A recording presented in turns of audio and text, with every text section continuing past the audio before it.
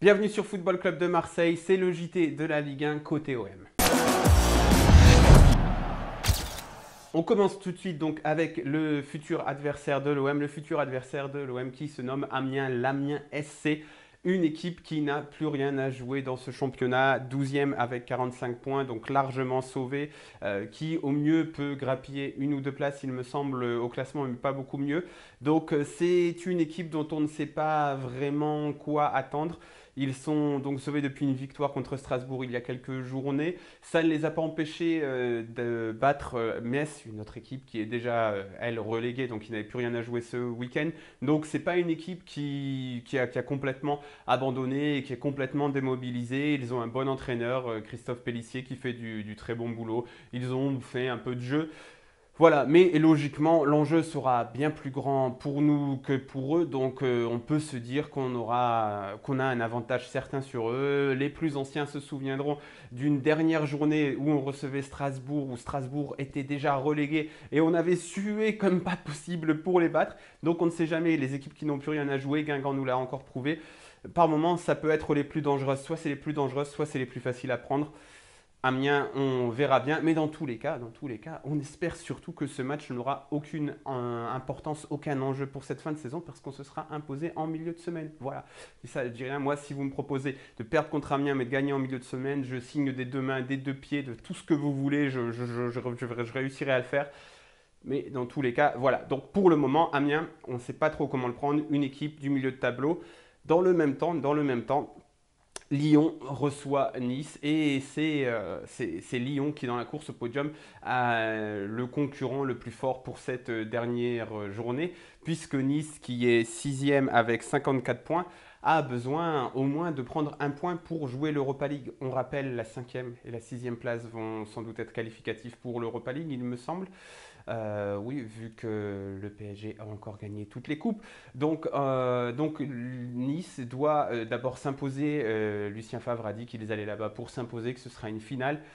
On est de tout cœur derrière toi, Lulu, hein, fais du bon boulot. Et voilà, Lyon qui vient de perdre à Strasbourg. Donc voilà, encore une fois, j'avais annoncé, on m'a dit, ah, tu portes la poisse, mais de gagner 11 matchs d'affilée, c'est très compliqué. Donc Lyon a chuté. Espérons qu'il chute encore ou au moins qu'il fasse match nul. Parce que si Lyon fait match nul et que l'OM s'impose contre Amiens, on passera devant eux quoi qu'il arrive.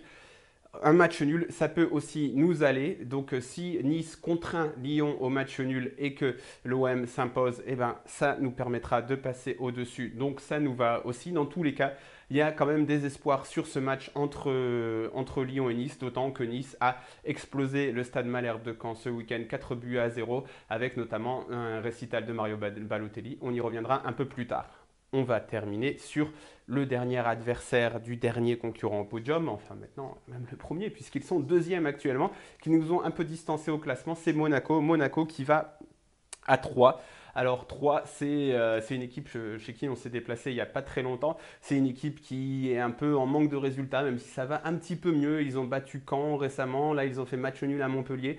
Donc voilà, ils prennent quelques points, mais ça reste quand même largement laborieux et on a du mal à les voir s'imposer contre Monaco, même s'ils en auront besoin, parce que 3 est 19e avec 33 points.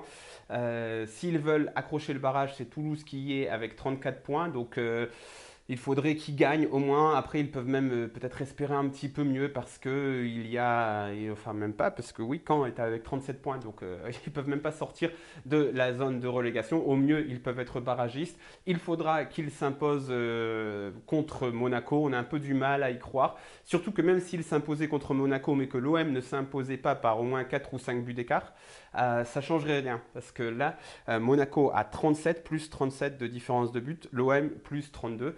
On se souvient qu'on avait perdu de 5 buts d'écart à Monaco. On a une différence de but de 5 buts. Voilà, ça fait un petit peu chier.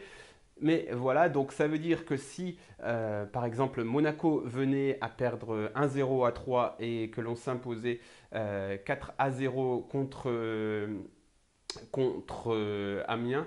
Alors là, ce n'est plus la différence de but, mais ce sera, il me semble, la différence de but particulière. Donc dans tous les cas, il faudrait qu'on s'impose par 5 buts d'écart et que eux perdent à 3. Bref, ça risque d'être compliqué. Mais dans tous les cas, si ça se passe, si on s'impose 5 buts à 0 contre Amiens et qu'ils perdent 1 but à 0 contre 3, on les dépasserait parce que le critère numéro 1 pour le classement, après le nombre de points, c'est la différence de but générale.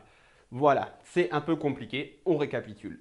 L'OM reçoit Amiens, une équipe du milieu de tableau qui n'a plus rien à jouer, mais qui peut peut-être en profiter pour se faire plaisir dans un vélodrome plein. Lyon reçoit Nice qui joue la qualification en Europa League, qui aura besoin de prendre des points avec une bonne dynamique en ce moment, les Niçois. Donc c'est le match le plus difficile sur le papier. On espère que ça va se confirmer sur le terrain.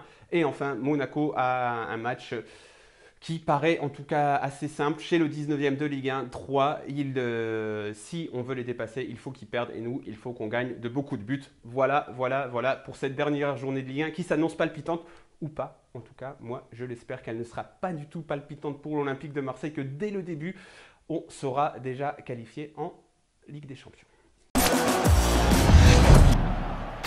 Joueur du week-end, alors c'est un joueur dont on parle beaucoup à l'Olympique de Marseille en ce moment, c'est ce cher Mario Balotelli qui a encore mis 2 buts et fait une passe décisive. Alors je ne sais pas si la passe décisive ils vont lui compter, mais c'est dans son style particulier, de l'extérieur du pied, à l'arrêt, bon bien sûr parce qu'il ne court pas très souvent, mais ça n'empêche pas de marquer des buts. Le premier but qu'il met, il est vraiment pas facile à mettre. Donc voilà, il est un peu en train de réussir ses adieux à l'OGC Nice. On en a déjà parlé. Il semble vraiment sur les tablettes de l'Olympique de Marseille. Est-ce que ça va se faire parce qu'il y a aussi l'Italie sur le coup? Est-ce que ça va réussir à l'OM? Parce qu'encore une fois, même si j'en ai envie, j'ai envie de tenter ce pari, mais je me dis que ça peut être aussi un énorme flop parce que c'est Mario Balotelli, les gars. Mario Balotelli, on ne sait jamais ce que ça va donner. Donc voilà, mais dans tous les cas, ce week-end, il a encore brillé. Donc voilà, ça fait quand même envie, même si, on ne sait jamais avec lui. Et on termine avec les prêtés de l'OM en Ligue 1 qui sont au nombre de 2. Et le premier nous a beaucoup déçus ce week-end, c'est Rémi Cabella qui jouait contre l'AS Monaco. On voulait que tu ailles t'imposer à Monaco. On pensait que tu allais nous faire une Clément Grenier. Clément Grenier, lui, s'est décarcassé pour l'en avant de Guingamp. Bon, il a essayé, le brave Rémi Cabella, mais il a loupé beaucoup d'occasions. Alors, comme j'ai regardé le multiplex, j'ai pas tout vu. J'en ai au moins une ou deux en tête.